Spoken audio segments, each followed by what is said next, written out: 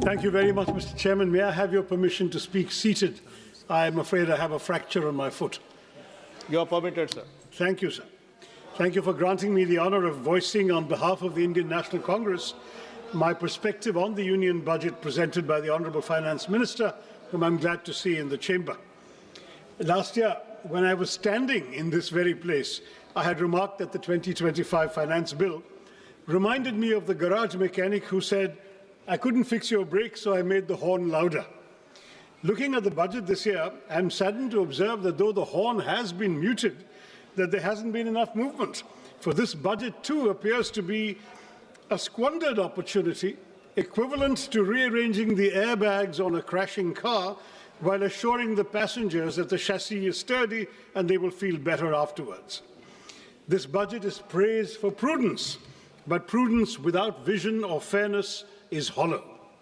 It ignores unemployment, it ignores rising living costs, and it ignores inequality, offering little to address the real struggles and aspirations of the Aam Aadmi. The government speaks endlessly of welfare, but its spending tells a very different story. Behind flashy announcements like chronic underutilization and administrative failure. Media reports show that of over 5 lakh crore budgeted for 53 major welfare and infrastructure schemes last year, barely 41% was spent in the first 9 months of the fiscal year. Take the Jal Jeevan Mission, allotted 67,000 crores, it managed to spend an astonishingly low 31 crores in 9 months. The much-touted PM Schools for Rising India scheme spent only 473 crores out of 7,500.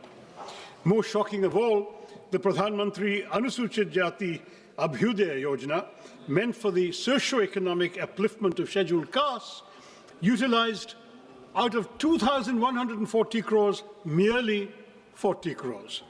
This is not governance, Mr. Chairman. This is headline management. Where promises are loud, like that horn, budgets are grand, but delivery is conspicuously absent. The budget this year has landed with a thud, not because of what it contains, but because of what it omits. Behind claims of fiscal prudence lie a more uncomfortable reality. The Indian state is shrinking, not by design, but by compulsion. Government expenditure as a share of GDP has declined over the past decade, briefly rising during the pandemic before reverting close to the 2016 levels, driven by stagnant revenue mobilization. Tax receipts have remained flat relative to GDP. Disinvestment has underperformed, and non-tax revenues increasingly rely on extraordinary transfers such as Reserve Bank of India dividends, an unsustainable substitute for a stable revenue base. More troubling is the shift in the tax burden towards individuals, bearing a greater share of the tax burden than corporations, despite sharp post-pandemic profit growth. To elaborate further, in fiscal year 2017, corporate taxes were 3.2% of GDP, personal income tax was 2.3% of GDP. In fiscal year 27, that is 10 years later, they are projected to be 3.1% for corporates and 3.7% for personal income tax of individuals. So your revenue is coming disproportionately from the individual taxpayers. Fiscal consolidation since COVID has been achieved largely through expenditure compression, presenting necessity as virtue and compulsion as choice. Within these constraints, the government has relied on low-cost measures such as tax simplification and targeted incentives, but the budget offers no credible medium-term framework linking spending to employment and productivity. Capital expenditure is emphasized, yet weak demand, stagnant wages, high youth unemployment, compressed welfare spending, and inadequate devolution to states all persist, leaving India fiscally disciplined but developmentally constrained, without the revenue capacity or strategic clarity to deliver real economic security for the Aam Aadmi. This is why, Mr. Chairman, this is what I call an underwhelming budget. Now let me look at specific sectors. M.S. Swaminathan had famously said, if agriculture goes wrong, nothing else will have a chance to go right. And this, I believe, is as good a starting point as any. Mr. Chairman, it's high time we stop treating agriculture as some issue that will sort itself out, because 46.1% of India's workforce and 60% of our population depend on agriculture and allied activities. Despite agriculture contributing 16 to 17% of GDP, it receives only 3% of this union budget, 1.62 lakh crore, which is a 5.1% cut from last year's 1.71 lakh crore. Now, this underinvestment is all the more alarming, Mr. Chairman, given the existential threats facing Indian agriculture today. This sector, vital as it is increasingly threatened by climate change and misaligned farming practices. Nearly two-thirds of the country are prone to drought, and the toll of weather-related disasters has been severe. Yet the Fiscal Bima Yojana, meant to protect farmers, has failed. Flawed assessments and opaque settlements have reduced compensation to token amounts, 1 rupee, 3 rupees, 21 rupees, as your minister himself has acknowledged, turning protection into systemic injustice. Matters are worsened by cuts that leave the scheme at its lowest budget allocation in 8 years, fueling fears that new initiatives will repeat a familiar cycle of announcement without commitment, as seen last year when Gradley announced missions on cotton technology, pulses, vegetables, fruits, and hybrid seeds, all quietly faded with zero funding in the revised estimates. These announcements are like modern courtships. Promises without commitment. That's what this government does to us. At a time when farm distress is deepening, the budget silence on revising the PM Kisan Nidhi disbursement speaks louder than any promise made elsewhere. हमारे किसानों की आय दोगुनी करने का वादा तो आपसे पूरा हो नहीं पाया। कम से कम उनकी सम्मान निधि ही बढ़ा दीजिए। पिछले 6 सालों से ये सिर्फ 6,000 रुपए पर ही अटकी हुई है। While there is an imperative need for breakthroughs in research and development and AI-driven agricultural technologies, paradoxically, funding allocations for agricultural research and education have dipped by 4.8% from the previous year's 10,466 crore, that's now to 9,967 crore, decreasing precisely when the finance minister is announcing new AI schemes. And frankly, Madam, touting a new AI app when the majority of our farmers can't afford fertilizers, harvesters, or tractors seems rather detached from reality, except of the virtual kind. Now, this budget speaks at length about crops from cashews to coconuts, yet ignores one of agriculture's most persistent concerns, pepper. Once hailed as black gold, the sector is now in distress in my state. In Kerala, which is one of the country's leading producers of pepper, output has fallen from 40,000 plus tons to 30,000 tons and is projected to decline by a further 28.7% in the foreseeable future. The uncomfortable truth, Mr. Chairman, is that our spice market faces such deep challenges today that if history repeated itself, the British might not even bother looting us for it. Next to unemployment. This House has had this conversation far too many times. We recite the same statistics, express the same concerns, and then move on, while unemployment quietly worsens. The data at the end of 2025 makes one thing unmistakably clear. Rural unemployment has stagnated at 3.9%, while urban unemployment continues to rise, ending at 6.7% in December. The crisis is now starting to concentrate where aspirations and frustrations are colliding in our cities. And yet even the centre's flagship responses have failed to rise to the moment. Under the Pradhan Mantri Kaushal Vikas Yojana, barely 41% of certified candidates secured placements. More than half of those jobs were concentrated in just 5 sectors. And of the 1,380 crores released, 278 crores remained unutilized.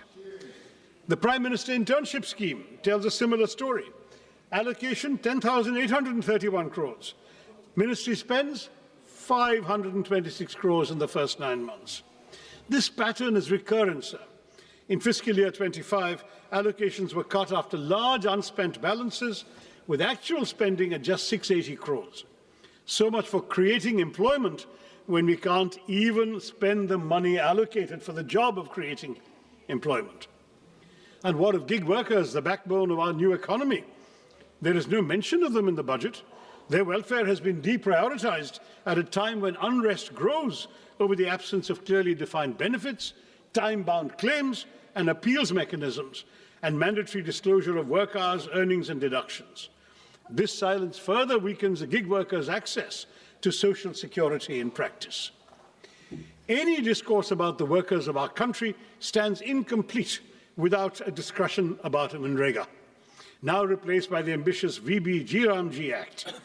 It increased guaranteed work days from 100 to 125, introduced weekly wage payments, but at the same time it hollowed out the legal employment guarantee. While Manrega was demand-driven, fully centrally funded for unskilled wages, and rooted in decentralized planning, the new Act caps central funding through state-wise normative allocations, shifts 40% of the wage costs to most states, and allows the scheme to be paused for up to 60 days during the peak agricultural seasons, shrinking the real window of guaranteed work. Once a state's allocation is exhausted, workers' statutory right to employment effectively ends. This converts an open-ended rights-based program into a budget-restricted, centrally rationed scheme where fiscal ceilings override legal entitlements. The VB-G scheme received a massive allocation of 95,000 crores in this budget, yet it has a major overlooked flaw that also needs to be addressed as soon as possible, Madam Minister. It attempts inclusion, but perhaps unintentionally drives technological exclusion. Manrega trusted the panchayats and gram sabhas to plan work based on local needs and community strengths. But the G Act mandates dashboards with GIS tools, PM Gati Shakti layers, central digital stacks. Local priorities are filtered through a Viksit Bharat National Rural Infrastructure Stack, making biometrics, geotagging, dashboards and AI audits statutory requirements. Thus, for millions of tech workers, rural workers, one tech failure will mean exclusion without appeal and work without skill considerations.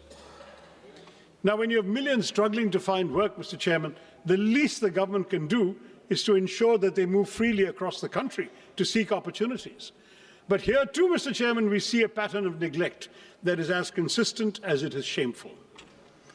Nowhere, I might add, is this neglect of connectivity clearer than in Kerala.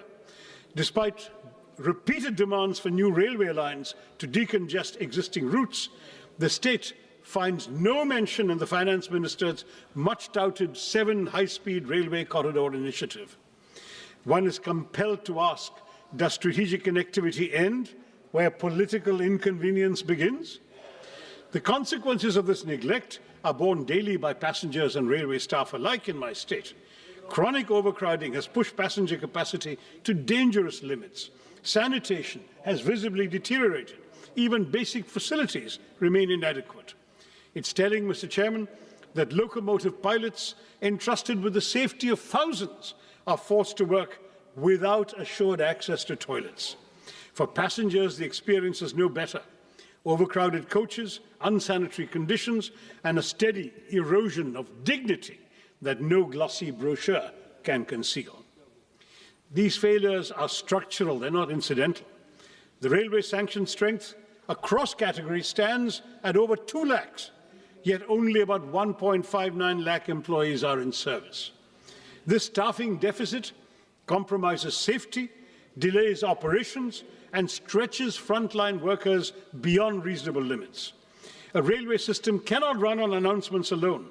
Continued underinvestment in capacity, personnel, and basic human conditions risks turning the nation's lifeline into a symbol of administrative exhaustion. And it's not just railways, Mr. Chairman. We hear of national corridors and maritime ambitions.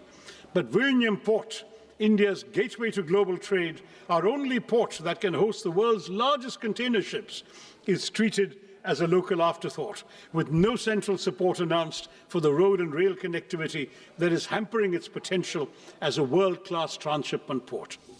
Similarly, while 20 new national waterways are to be operationalized, It remains unclear how many, if any, will benefit Kerala.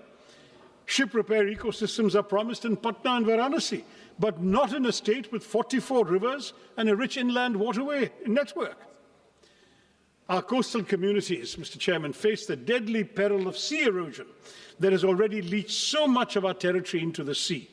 But there is no money for the sea walls and groins so essential for coastal protection. I have been raising this repeatedly in the House over the last 15 years. The centre tells me it's the state's problem. The state says it has no money.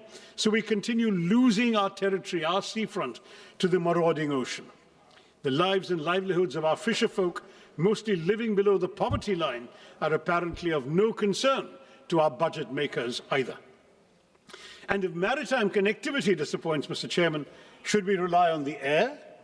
The regional connectivity scheme, which promised to give wings to the armed Nagrik to lift aspirations off the ground, make the skies accessible to all, yet today, many of those promises lie grounded. Nearly a decade on, at least 11 airports launched under UDAN have seen flights taper off or disappear altogether. Runways without aircraft, terminals without passengers, skies conspicuously empty. Last year, we were promised a modified UDAN with 120 new destinations and 4 crore passengers. But in this budget, Mr. Chairman, UDAN does not even earn a mention. Not just that, but for fiscal year 24-25, a total of 81 airports owned and operated by the Airports Authority have incurred financial losses. Duopolies have led to declining service quality, with the Indigo fiasco exposing the vulnerabilities of our airline industry. When aviation policies cannot stay airborne beyond announcements, one must ask whether this government is still committed to democratizing the skies, as it claims, or rather, as the minister claimed last year. Mr. Chairman, if connectivity cannot move people physically, one would hope education might lift them socially and economically. But here too, we see a betrayal of promises. India speaks of global excellence while presiding over domestic neglect. The national education policy promised 6% of GDP for education. Years later, spending remains at barely 4%, with the union government contributing only 0.4% and leaving states to shoulder an unsustainable burden. The consequences are visible and damaging. Over 1.5 lakh schools lack electricity, thousands lack toilets, ramps, or basic facilities for children with disabilities, and the foundations of learning continue to crumble even as we advertise world-class universities. This neglect hits the most vulnerable the hardest. For scheduled castes, enrollment falls from 99% at the preparatory stage to 70% at the secondary level. For scheduled tribes, from 99% to just 67%. These numbers reveal a system where poverty pushes students out of classrooms and into premature work. We are told artificial intelligence will shape our future, yet only 52% of government schools have functional computers, just 58% have internet access. Where is artificial intelligence going to come to these schools? Technology without access is not transformation, Madam Minister. It is exclusion by design. Continued underfunding paired with grand promises will not uplift our children. It will mortgage India's future at a discount. Mr. Chairman, if education is one pillar of development the government should care about, health is surely the other. Budgets may speak in numbers, but nations are built in flesh and blood. And any budget serious about India's economic potential must invest in human capital, because healthcare is not charity, it is foresight. Yet public health spending remains below 2% of GDP, missing even the government's own promise of 2.5% after COVID. An allocation of over 1 lakh crore to the health ministry may sound impressive, but ambition must be measured in proportion, not in numbers. The consequences are now visible beyond government hospitals. Since 2019, over 600 private hospitals have exited the Ayushman Bharat Jan Arogya Yojana, revealing the fragility of coverage without delivery. Insurance that arrives late is merely distress deferred. Meanwhile, the fundamental determinants of health, clean air, safe water, nutritious food, and mental well-being continue to deteriorate even as disputes rise and mental health indicators worsen. A nation that seeks economic greatness cannot afford to economize on the health of its people. While you propose, Madam, exempting 7 additional rare disease drugs from import duties, your centres of excellence for rare diseases are few, unevenly distributed, and unable to utilize even the insufficient funds allocated, leaving thousands of patients to die every year for lack of treatment. And nowhere is this pattern of neglect more glaring than in the case of the long-promised AIMS in Kerala. First year of the NDA government, the promise was announced. The promise still remains unrealized. A state with one of the strongest public health records in the country continues to wait, while this budget, like its predecessors, offers neither clarity, nor timelines, nor urgency. 22 AIMS have been sanctioned across India, Mr. Chairman, but when it comes to Kerala, the silence is deafening. And AIMS that is not even a dot on a map is not institution building, it is institutional disregard. Kerala does not lack need, capacity or credibility. What it lacks, it seems, is visibility in this government's priorities. Why, Mr. Chairman, is Kerala invisible to this government? I'd like to know. Equally telling is the silence on air pollution. After months of public outrage and choking headlines, the Finance Minister's speech found space for everything except the air we breathe. The National Clean Air Programme still runs on 2009 standards, weaker than the WHO's PM 2.5 norms, even as pollution control funding has been cut from 1,300 crores to 1,091 crores this year. A budget that saves on rupees but ignores the air its citizens breathe reduces development to bad arithmetic, not good progress. Mr. Chairman, the announcement of 3 new National Institutes of Pharmaceutical Education and Research, or NIPA, raises a troubling question of balance and intent once again. I'm sorry to return to my state, but Kerala, despite one of the country's strongest public health ecosystems and a proven record in healthcare delivery, once again went unaddressed.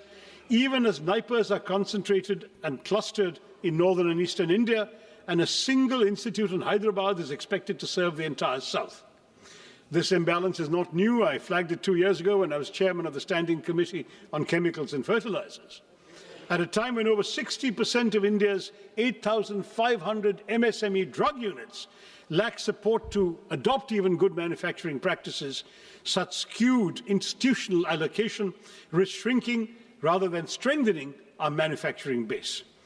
It also does little to reduce our dependence on China for nearly 2/3 of key active pharmaceutical ingredients, or to correct India's anemic R&D investment of just 0.64% of GDP, with even large pharma firms spending under 1% of net sales on their research.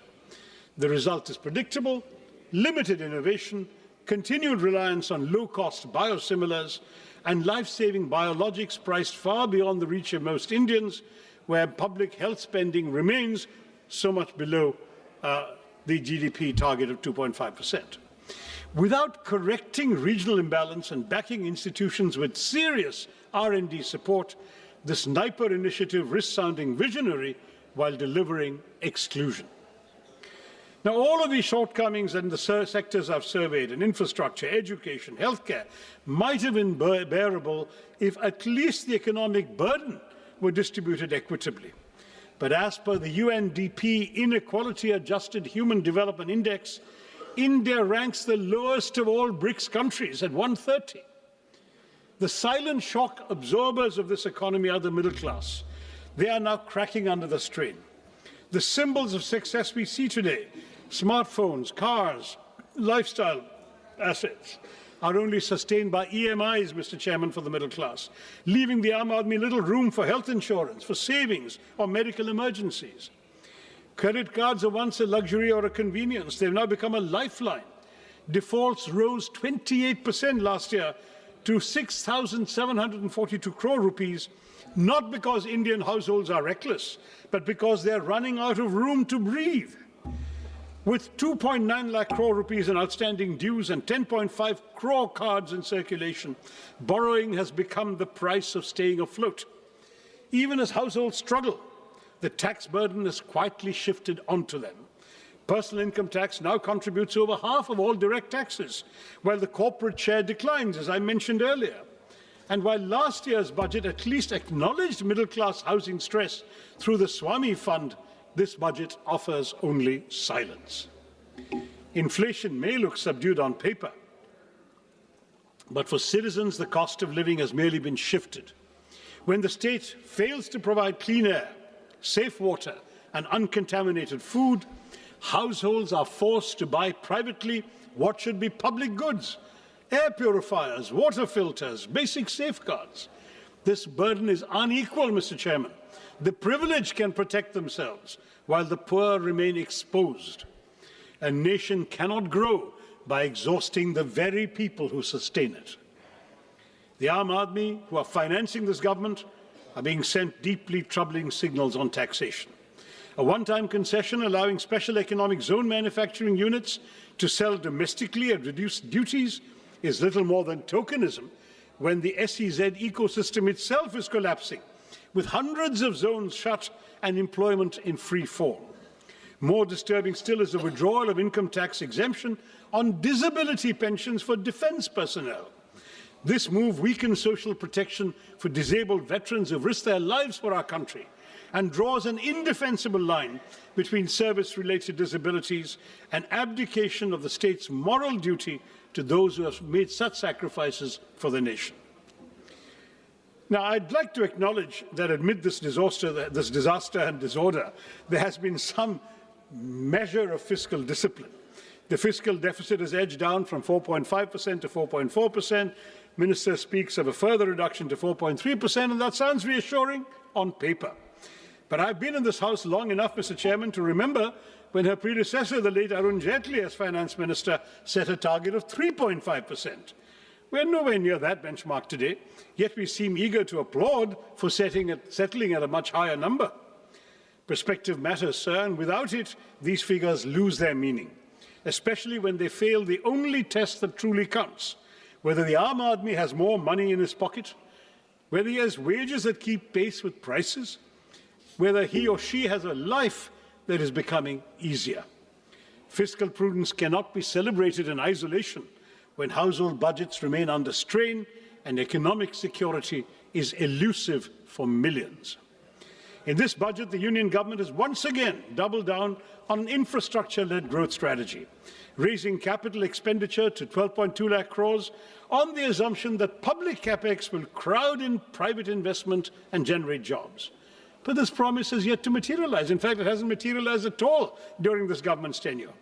Private investment has throughout remained sluggish. Labour-intensive sectors are crowded out by capital-heavy projects. Welfare spending has been compressed, and key subsidies and social sector allocations fall short of stated goals. The burden has increasingly been pushed onto the states without adequate devolution of tax revenue. Meanwhile, unemployment, particularly amongst educated youth, remains distressingly high, and capacity utilization continues to remain below levels that would trigger a genuine private investment cycle. In this context, the Capex-centric approach appears less like a strategy for inclusive growth and more like a gamble that ignores weak demand, joblessness, and the lived economic distress of the ordinary citizen. Mr. Chairman, no nation can develop on slogans or headlines alone. India's investment in research and development remains stuck at 0.6% of GDP, not only below advanced economies, but even below several emerging ones. China invests about 2.4%, Brazil even over 1%, the US 3.5%, South Korea 5% of GDP. A country that aspires to be a manufacturing and knowledge powerhouse cannot afford to treat research and development as an afterthought. I would urge the Minister to elevate R&D as a national priority.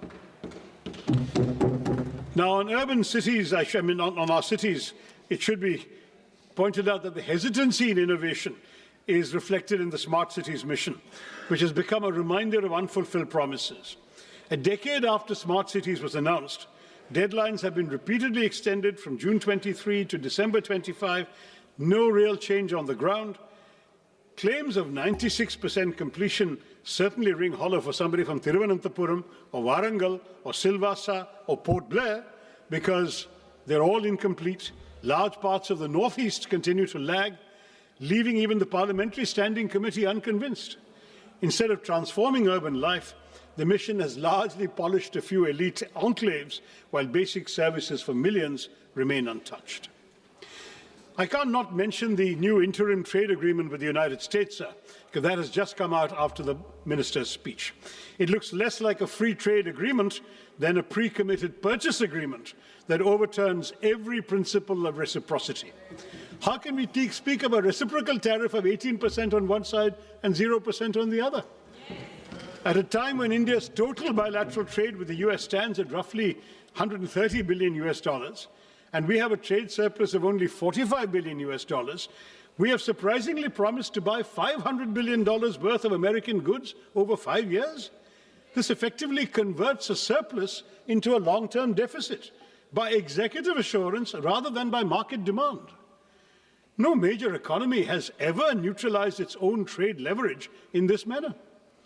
While the US continues to impose import tariffs of up to 18%, we have committed ourselves, apparently according to this joint statement that I've been seeing here, joint US-India statement, to impose tariffs up to 18% on Indian exports, and we to slash tariffs to near zero levels, open agriculture, dilute data localization, soften intellectual property safeguards, and even redirect strategic energy imports, especially away from Russia, to meet purchase targets. Now, this is not strategic balancing, it is economic preemption.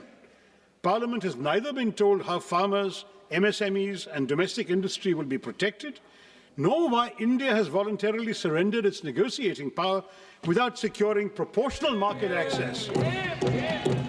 Without securing proportional market access or policy space in return. I know the government will say, wait for the final agreement, it's coming in mid-March, but let them be aware these concerns exist right now, sir. Yes. The government's claim that India has secured a better deal than China, Vietnam, or other Asian economies does not withstand scrutiny.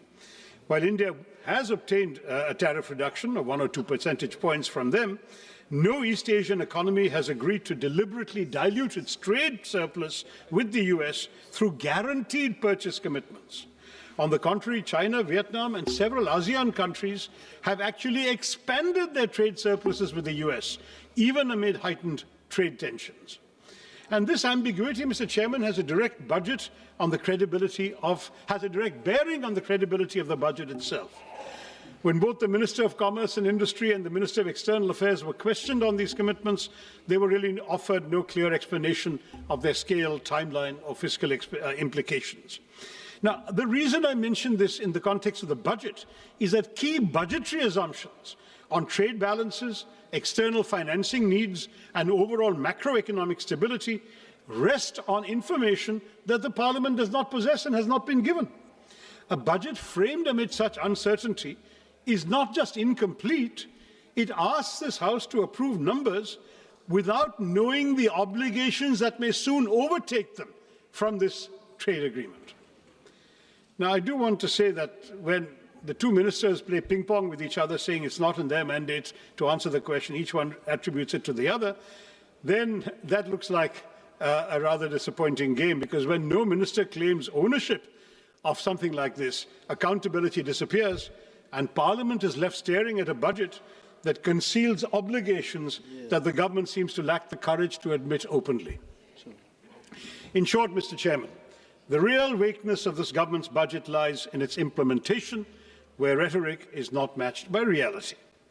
Let me quote that famous verse once again by Mirza Ghalib, which I think perfectly captures our reality today as reflected in this budget and its aspirations. हमको मालूम है जन्नत की हकीकत, हमें मालूम है जन्नत की हकीकत, लेकिन दिल बहलाने के लिए गालिब ये ख्याल अच्छा है. That seems to be what we have had inflicted upon us. We know the reality behind these claims, these tall promises, these narratives of model governance, but they're not policies grounded in outcomes, they're carefully curated illusions. Glossy schemes, utopian projections, they might soothe the imagination, dil to behlata hai, but everyday life for the ordinary citizen of India has remained unchanged. Hope is repeatedly sold, but delivery remains perpetually deferred. Viksit Bharat by 2047 is an admirable ambition, safely more than 2 decades away. This budget offers no credible pathway to reach it. Instead of narrowing the gap, it widens it. Unemployment continues to rise. Poverty hardens. Jobs remain scarce. Wages remain stagnant. Small businesses, already gasping for relief, are smothered under layers of compliance, while informal workers, gig workers, who sustain our economy with their labour, are pushed further into invisibility and insecurity. Government promises railways, yet stations crumble. They speak of flight, yet Udan has flown away. Our pepper, once celebrated as black gold, withers under neglect. Our long coastline stretches endlessly, but is ignored when it comes to protecting it. Education is curtailed precisely when it should be expanded, while the rhetoric of world-class technology and AI grows louder. 1.5 lakh schools still function without electricity, yet Viksit Bharat is spoken of as if the lights are already on. When vision is severed from reality, it ceases to be aspiration and becomes merely an illusion. A truly Viksit Bharat will not be built on slogans, Mr. Chairman, not built on speeches or symbolism, but on delivery that reaches the last citizen of India. Turning promises into outcomes is not a favour, it is not a choice. It is our kartavya, it is your kartavya, may I say to the government. Thank you, Mr. Chairman, and Jai Hind.